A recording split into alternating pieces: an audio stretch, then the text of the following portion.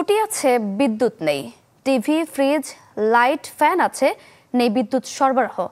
দীর্ঘদিন ব্যবহার না করায় নষ্ট হয়ে যাচ্ছে এসব সরঞ্জাম। এমন দুর্ভোগ ফরিদপুরের দুর্গম চরাঞ্চল নারিকেলবাড়িয়া ও চর নাসিরপুর ইউনিয়নে।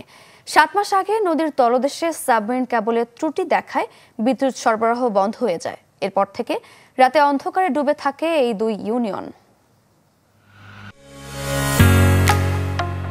ঢালাইয়ের সেরা প্রিমিয়ার সিমেন্ট। ফরিদপুরের সদরপুর উপজেলার পদ্মা নদীর দুর্গম চরাঞ্চল নারিকেলবাড়িয়া ও চর নাসিরপুর ইউনিয়ন। 2020 সালে সাবমেরিন কেবলের মাধ্যমে এই অঞ্চলে বিদ্যুৎ সংযোগ দেয় পল্লী বিদ্যুৎ সমিতি। এরপর থেকেই এখানকার মানুষের জীবনমানে পরিবর্তন ঘটে। বিভিন্ন এনজিও থেকে ঋণ নিয়ে ঘরে ঘরে বিদ্যুৎ সংযোগ দেন তারা। কেনেন টিভি, ফ্রিজ, লাইট, ফ্যান সহ বিভিন্ন সরঞ্জাম।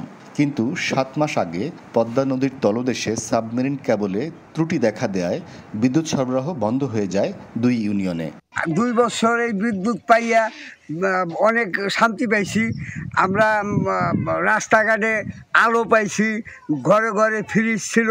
প্রতিটা বাড়িতে এরকম কোনো বাড়ি নাই 1 লক্ষ টাকার সামান না কিনছে কারেন্টের জন্য। মোটর চলে না, 4-5টা ইলেকট্রিক সামগ্রী ঘরের ভিতরে, ফ্রিজ সম্পূর্ণ সম্পূর্ণ নষ্ট হয়ে যেতেছে। বাচ্চা কাচ্চা লেখাপড়া করতে পারে না, সন্ধ্যার সময় বাতি অফ হয়ে যায়, মোমবাতি ধরাইয়া লেখাপড়া করতে হয়। উপজেলা নির্বাহী কর্মকর্তা বলছেন, এ নিয়ে ঊর্ধ্বতন কর্তৃপক্ষকে জানালেও কোনো পদক্ষেপ নেওয়া হয়নি। তবে সমস্যার দ্রুত সমাধানের আশ্বাস দিলেন পল্লী বিদ্যুৎ সমিতির কর্মকর্তা। এই বিষয়ে ঊর্ধ্বতন কর্তৃপক্ষের সাথে কথা বলেছি। যে বিদ্যুৎ বিভাগের ঊর্ধ্বতন কর্তৃপক্ষ যারা দায়িত্বে আছে এখানে, পল্লী বিদ্যুৎ যিনি জিএম মহোদয় আছে তার সাথেও আমি কথা বলেছি। আমরা চিঠি দিয়েছি প্রশাসনিকভাবে। এখন আমি আশা করছি যে নিশ্চয়ই তারা দ্রুত কোনো পদক্ষেপ নেবে। কি হয়, গ্যাসের কেবলটা টিকে না। রোববার একটা মিটিং আছে, এটা নিয়ে অফিসে বেশি কনসার্ন, গ্রাহকদের আমরাই বেশি কনসার্ন আছি। নারিকেলবাড়িয়া ও চর নাসিরপুর এই দুই ইউনিয়নে বর্তমানে বসবাস করছেন প্রায় 20,000 মানুষ।